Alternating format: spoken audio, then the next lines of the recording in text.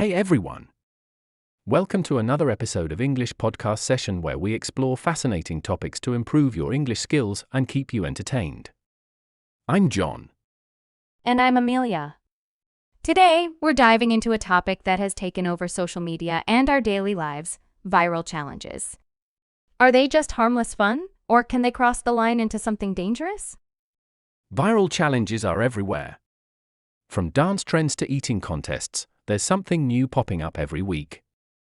Some are light-hearted and creative, while others, well, let's just say they're not for the faint-hearted. Exactly, John. And as much as these challenges can be fun, they also come with risks. Let's explore the good, the bad, and the downright bizarre side of viral challenges. Let's start with the fun side. Amelia, remember the ice bucket challenge? Of course! That was one of the most successful challenges. People poured ice-cold water over their heads to raise awareness for ALS. It went viral worldwide and raised millions of dollars for research. That's the kind of challenge we can all get behind: fun, harmless, and for a good cause.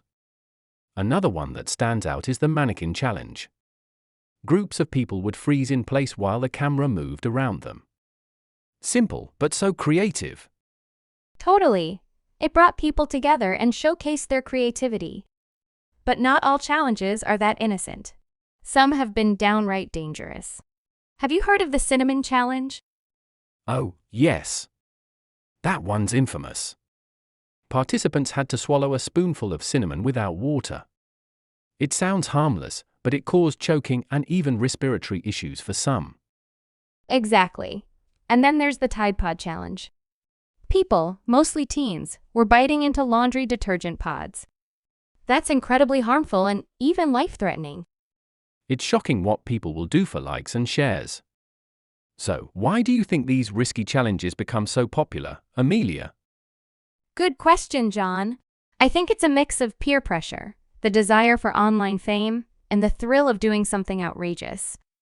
Social media amplifies this because everyone's chasing likes and views. True.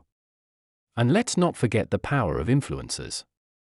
When someone with a big following participates in a challenge, their fans often want to follow suit.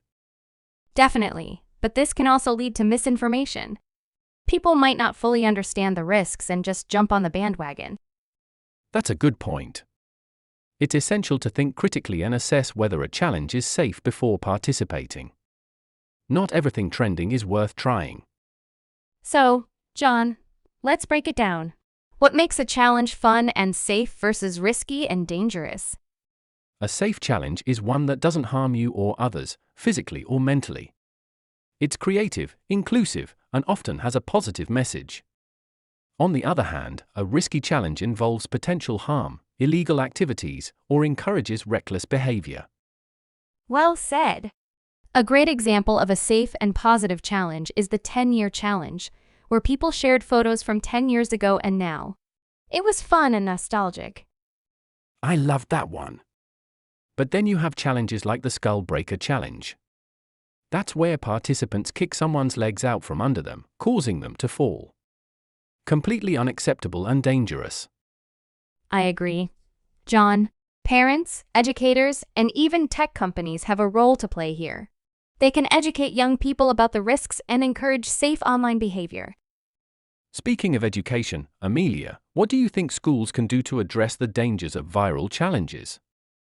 Schools can introduce workshops on digital literacy. Teaching students to evaluate online trends critically can make a huge difference. They could also involve parents in these discussions.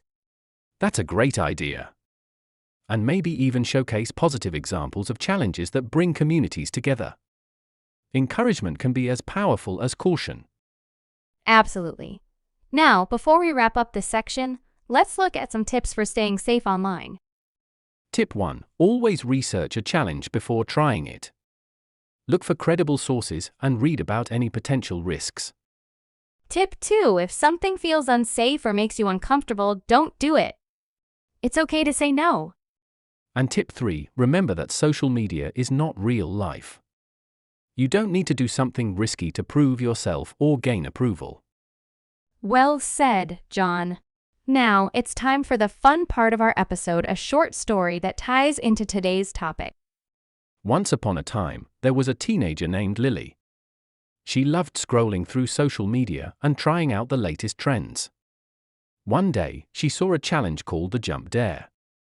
The challenge involved jumping off a low ledge into a pool, but Lily didn't have access to a pool. Instead, she decided to try it on dry land, thinking it would still be fun. Her friends recorded her attempt, but as she landed, she twisted her ankle badly. She ended up in the hospital, realizing how dangerous it had been to try something without thinking it through. The experience taught Lily an important lesson. She started researching challenges before trying them and even began educating her friends about online safety. A perfect example of learning from mistakes, Amelia. And now, let's end with a quiz question for our listeners. Are you ready? I'm ready. Here's the question. What was one of the positive viral challenges we mentioned today that raised awareness for a good cause? And the answer is the Ice Bucket Challenge. A brilliant example of how social media can be used for good. That's all for today, folks. We hope you enjoyed this episode of English Podcast Session and learned something valuable. Don't forget to follow us on social media and share your thoughts on today's topic. Stay safe and think twice before jumping on a viral trend. See you next time. Bye!